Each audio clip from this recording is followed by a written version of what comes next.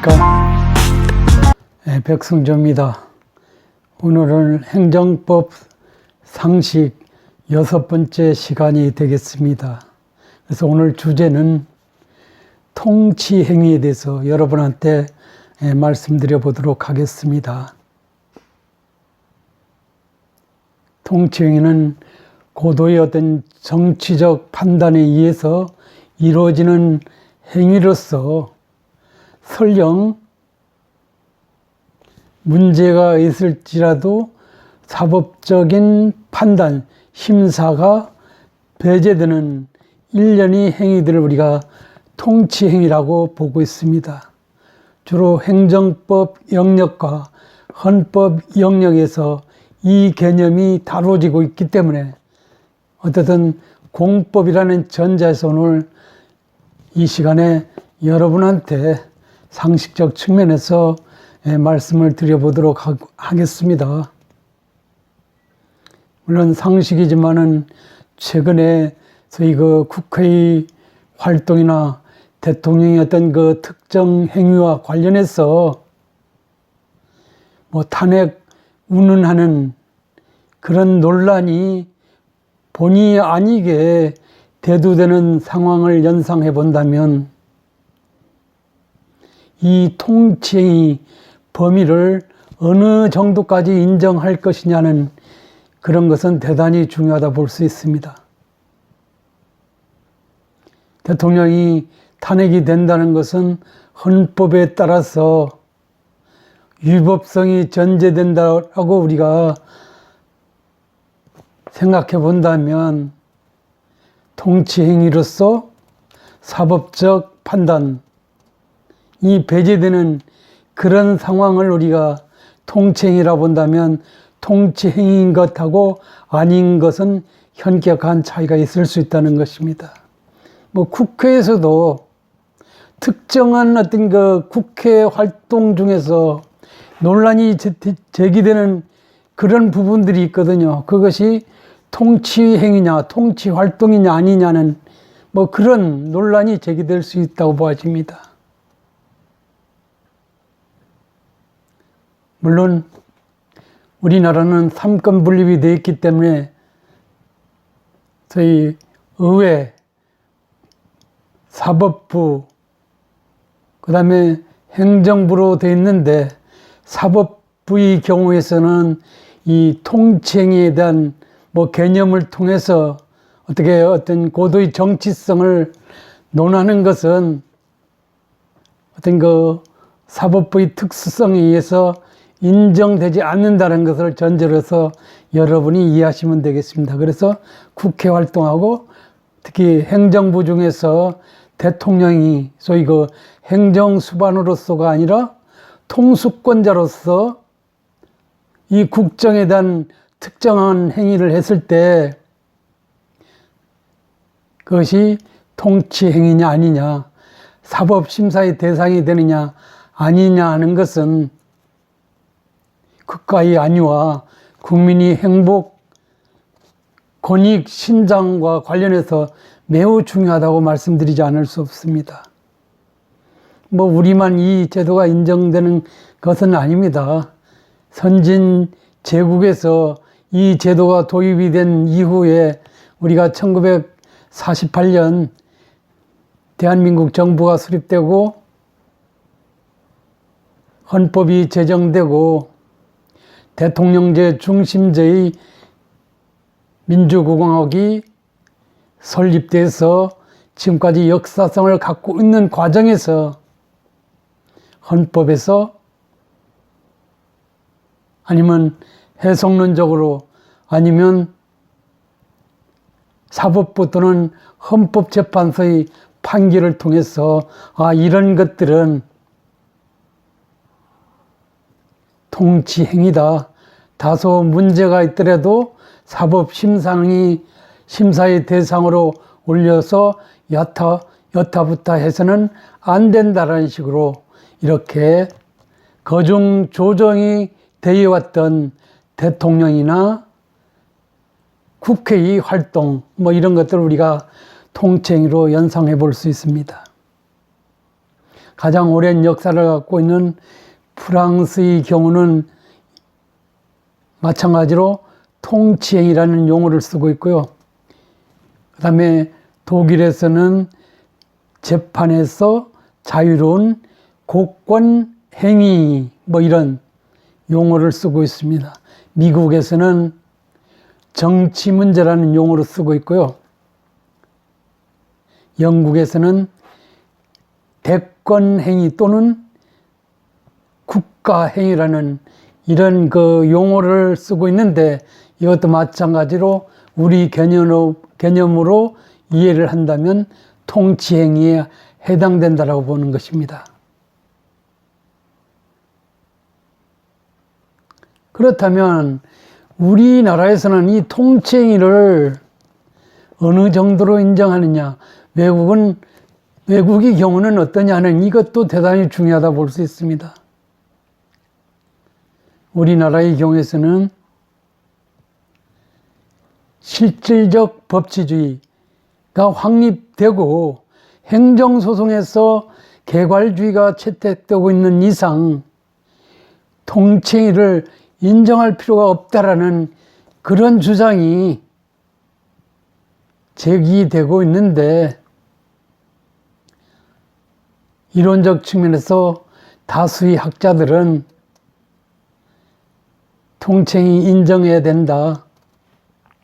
사법부나 헌법재판소의 경우도 통치행위 인정해야 된다라는 그런 일반적 시각을 갖고 있다는 것입니다. 부정한다는 것은 우리 어떤 그 민주주의 법치주의 어떤 그 발전 과정에서 어쨌든 외국의 어떤 그 행정법적, 헌법적 이론을 통해서 우리가 다듬어져 왔다라는 그런 생각을 해본다면 부정할 수는 없어 보인다는 것. 그래서 이론적으로 어떤 그 헌법재판소의 어떤 그 결정을 통해서도 이 통치행위는 인정이 되고 있다는 것입니다. 조금 전에 제가 여러분한테 말씀드린 실질적 법치주의, 형식적 법치주의, 뭐 제도상 존재하는 법치주의라고 말할 수 있죠. 형식적인. 실질적인 경우는 법 제도를 떠나서 국민이 어떤 그 법률 생활에 있어서나 국민이 어떤 그 기본권 보장이라든지 그 다음 국가체제 안녕 질서적 측면에서 법에 의해서 모든 것이 보호되고 보장되는 그리고 견제되는 이런 상황을 우리가 실질적 법치주의라고 표현해 볼 수 있습니다. 그 다음 행정소송에서 개괄주의라는 그런 표현을 썼는데 개괄주의는 뭐냐면 어떤 그 행정기관, 행정청이 어떤 그 위법 또는 부당한 어떤 그 행정처분을 하는 경우 행정소송에서 권리구제가 가능하도록 되어 있는 그런 어떤 그 주의를 우리가 개괄주의다. 그 다음에 이 반대 개념으로서 열거주의라는 것이 있는데 이런 사항에 대해서 행정청이 위법 또는 부당한 어떤 행정처분에 대해서는 그로 말미암아서 어떤 자신의 권익의 침해 제한을 받은 국민은 행정소송을 통해서 권리구제를 받을 수 있다라는 뭐 그런 식으로 이해할 수 있는 것이 열거주의라는 것입니다. 그래서 우리나라는 실질적 법치주의를 쫓고 있을 뿐만 아니라 행정소송에 있어서의 어떤 그 개괄주의가 채택되고 있다는 점이 되겠습니다. 만약 여러분이 행정청에다 건축허가 신청을 했는데 행정 처분권자의 어떤 위법 또는 부당한 어떤 결정에 의해서 여러분이 이 건축 행정과 관련해서 어떤 권익의 피해를 봤을 때는 행정소송을 제기할 수 있다. 이해 당사자는 제기할 수 있다라고 우리가 말할 수 있게 되겠죠.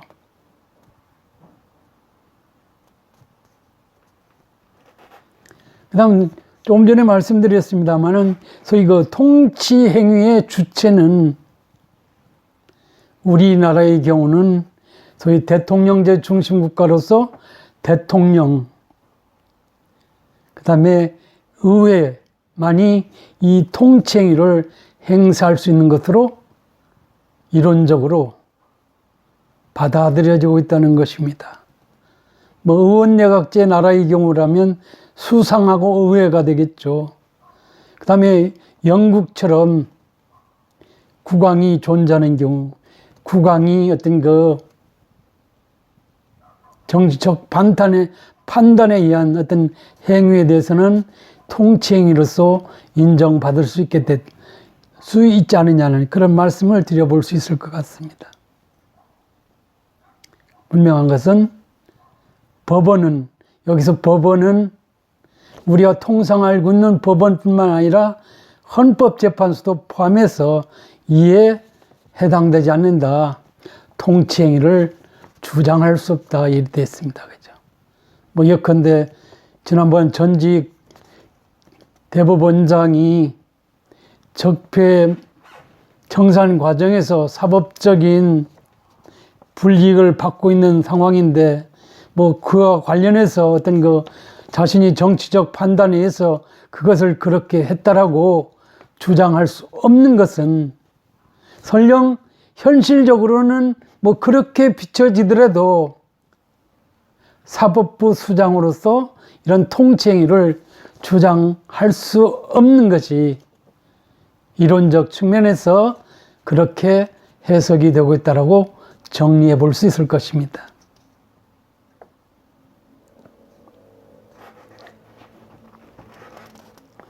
그 다음에 그러면 통치행위 어떻게 판단하느냐?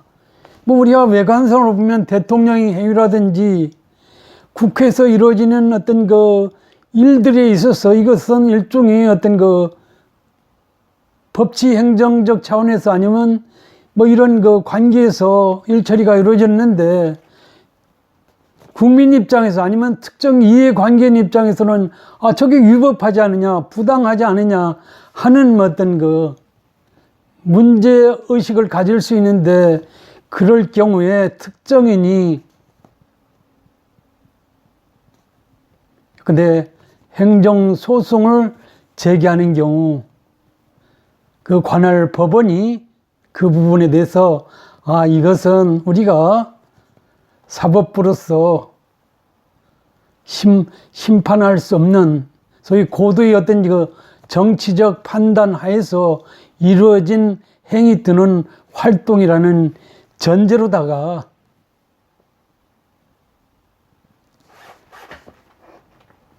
이를 소위 각하 결정을 해서 내린다. 우리 법원에서 심리하는 것은 마땅치 않다 하는 결정을 내림으로써 그것이 통치행위인지 여부를 우리가 판단해 볼 수 있다는 것이 되겠습니다. 그다음 통치행위 자체는 고도의 어떤 정치적 판단에 의해서 행해지는 것이기 때문에 위법 또는 부당함이 어떻게 보일지라도 처벌할 수 없다 이거죠. 그런데 그런 처벌할 수 없는 통치행위를 수행함에 있어서 개별적으로 행해주는 행위, 이 경우는 어떻게 해야 되느냐는 것이죠. 그냥 어떤 본질적인 통치, 고도의 정치적 판단에 의한 행위에서 부수적인 개별적인 행위는 어떻게 그것을 처벌할 수 있느냐 없느냐 하는 이런 문제가 생길 수 있거든요. 우리 어떤 그 사법적 판단은 개별적 행위에 대해서는 그 본질적인 통치의 행위와 분리해서 처벌할 수 있는 것으로 받아들여지고 있다는 것입니다. 가장 비근한 예로 김대중 대통령께서 소위 그 통치 행위로서 대북 정상회담을 개최한 바 있는데요. 그와 관련돼서 일정 금액의 대북 송금이 졌는데 이 부분에 대해서는 대통령이 통치행위가 아니라는 그런 판단이 내려진 그런 사례를 통해서도 부수적인 행위에 대해서는 통치행위로 간주되지 않는다라고 우리가 정리해 볼 수 있을 것입니다. 그 다음 구체적으로 그렇다면 이런 통치행위들은 어떤 것들을 우리가 나름대로 정리해 볼 수 있느냐는 것이죠. 예컨대 우리나라의 국회의 경우 국회의 어떤 그 재반 의결권 행사라든지 선거의 효력, 정족수 문제, 투표의 계산 문제, 국회의 의사 결정 문제라든지 의원이 자격 심사에 관한 이런 쟁송 문제라든지 개별 의원에 대한 징계 등 국회의 자율에 관한 그런 사항으로서 그에 대해서는 어떤 사법적 심사가 배제되는 것으로 이해할 수 있을 것입니다. 그 다음에 대통령이 국무위원회 임명 등 행정부 내부 사항이라든지 대통령이 국가 승인 내지 정부 승인 등 외교에 관한 문제라든지 전쟁이 발발하는 경우에 있어서 대통령이 선전포고라든지 계엄령이 선포 및 해제시키, 그 다음에 대통령이 영전수여, 일반 사면, 국민투표 회부권 행사와 같은 것을 우리가 나름대로 연상해 볼 수 있을 것입니다. 이외에도 여러 가지 우리가 이 헌법에 의해서 아니면 정부조직법에 의해서 법원조직법에 의해서 관련해서 그 다음에 국회법에 의해서 여러 가지 행위 또는 활동의 근거들이 있기 때문에 관련해서 그것이 통치행위냐 아니냐는 그런 판단을 내리면 된다라고 여러분한테 말씀드려 볼 수 있을 것 같습니다.